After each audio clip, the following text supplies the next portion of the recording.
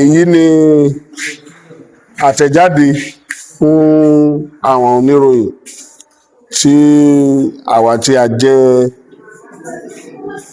alága ìjọba ìbílẹ̀ àti kánsílọ̀ tí a jẹ́ ẹgbẹ́ AGON, Association of Local Governments of Nigeria ti ẹ̀ka ti ìpínlẹ̀ Ọ̀ṣun tí a ṣe lélẹ́yìí tí èmi jẹ́ ọ̀kan lára wọn tí màá dẹ̀ ka ní orúkọ wọn, tí orúkọ mi ń jẹ́ olóyè amòfin Adégòkè Ògúnṣọlá tí mo jẹ́ alága ìjọba ìbílẹ̀ Ìrẹ́pọ̀dùn tí ibùjókòó ẹ̀ wà ní Ìlóbù ní ìpínlẹ̀ Ọ̀ṣun.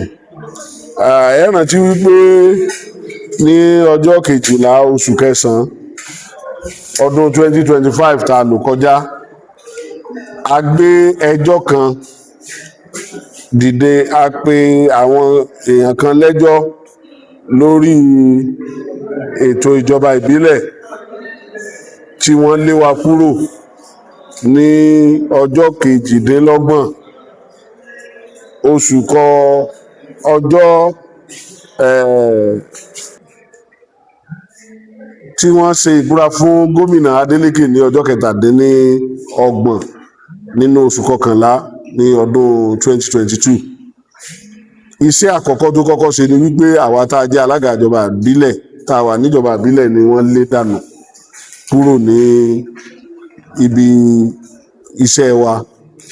Lẹ́yìn ìgbà yẹn òun ni wọ́n yan àwọn alákòóso tó jẹ́ ọmọ ẹgbẹ́ wọn sí ìjọba ìbílẹ̀. Eléyìí ló mú wa tá a fi pe ẹjọ́ tí a pè ní ọjọ́ 12 oṣù kẹsàn-án ọdún 2025. Nígbà tá a pe ẹjọ́ náà, tá a fi ẹjọ́ náà lé lórí ni wípé wọ́n á jẹ́ ká lo àsìkò wa, wọ́n á jẹ́ ká bẹ̀rẹ̀ ìjọba wa lásìkò tó yẹ ká bẹ̀rẹ̀ rẹ̀. Ṣùgbọ́n nígbà tí ilé ẹjọ́ kòtẹ́milọ́rùn dá wa láre ní ọjọ́ 10 oṣù kejì ní ọdún 2025, àsìkò ìgbà náà ni ìjọba wa bẹ̀rẹ̀.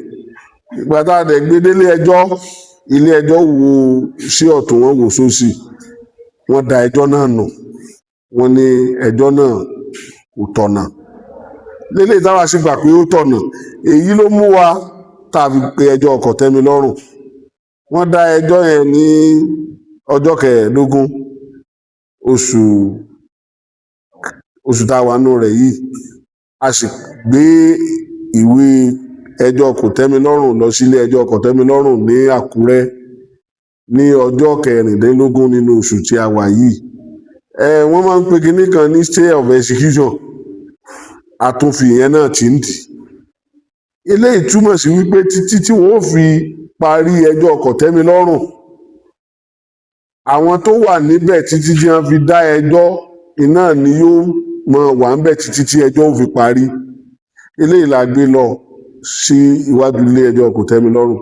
Ṣùgbọ́n sí ìyàlẹ́nu wa, a rí wípé ìjọba ìpínlẹ̀ Ọ̀ṣun lélẹ́yìí tí gómìnà Adeleke ń darí fẹ́ fi ọwọ́ ara rẹ̀ da omi àlàáfíà ìpínlẹ̀ Ọ̀ṣun rú. Bí a ṣe rí àwọn ọmọ gànfẹ́ kan láti fẹ́ máa fi agídí àti agbára wọ àwọn ilé-iṣẹ́ ìjọba ìbílẹ̀ káàkiri ní ìpínlẹ̀ Ọ̀ṣun. Eléyìí ló jẹ́ ká ké gbàjarè fún gbogbo àgbáyé wípé kí wọ́n bá wa pe gómìnà, kí wọ́n bá gómìnà sọ̀rọ̀. Gbogbo ohun tó bá lè da omi àlàáfíà rú nípínlẹ̀ Ọ̀ṣun àwa ò fẹ́. Ọmọ ìpínlẹ̀ Ọ̀ṣun rere ni wá.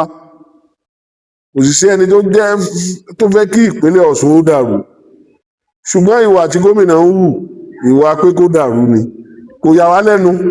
Ní tí ò jẹ́ kó yà wá lẹ́nu ni wípé ọ̀pọ̀ nǹkan tí gómìnà gan ń ṣe òye. Tó bá yé ni yóò mọ̀ wípé òun nílò àlàáfíà ju àwa tí a jẹ́ ọmọ ìpínlẹ̀ Ọ̀ṣun gan lọ. Torí nígbà tó bá ní àlàáfíà ni ó lè ronú àti ṣe ìjọba. Ṣùgbọ́n àwọn abẹ́ṣekáwọ́ rẹ̀ tí wọ́n ń tì í láti rí wípé omi àlàáfíà ìjọba ìpínlẹ̀ Ọ̀ṣun ó dàrú, àwọn náà wà ń bẹ̀ o. Lára wọn la ti rí kọmíṣánná fún ètò ìròyìn àti ìtanijí ní ìpínlẹ̀ Ọ̀ṣun, láti rí wípé wọ́n da omi àlàáfíà ìpínlẹ̀ Ọ̀ṣun rú. Àwa ò fọwọ́ sí i, a sì ní bá wọn ṣerú ẹ̀. À ń fi àsìkò yìí pe àwọn agbófinró láti rí wípé wọ́n mójútó bí omi àlàáfíà ìjọba ìpínlẹ̀ Ọ̀ṣun ò ṣe ní dàrú.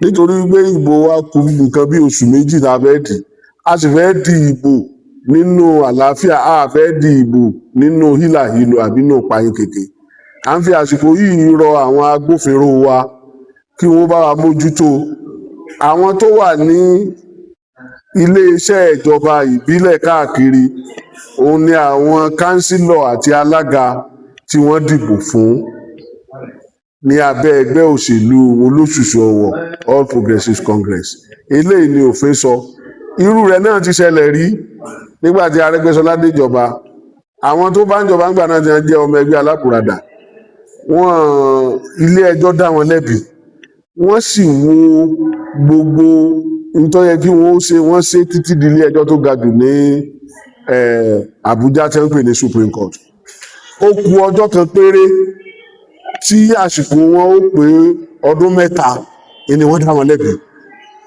Arẹ́gbẹ́ṣọlá ò sì lé wọn dànù ó fi wọ́n síbẹ̀ ni títí tí wọ́n fi parí ẹjọ́ náà ní ilé ẹjọ́ tó ga jù l'Àbújá tí wọ́n ń pè ní Supreme Court fún ìdí eléyìí àrọ gómìnà àti àwọn abẹ́sẹ̀káwọ́ rẹ̀ àtàwọn ọmọ ìpínlẹ̀ Ọ̀ṣun láti bá gómìnà sọ̀rọ̀ a fẹ́ ìdàrúdàpọ̀ lágbára Ọlọ́run omi ìpínlẹ̀ Ọ̀ṣun tí ń tòrò kò ní dàrú o ẹ ṣé o.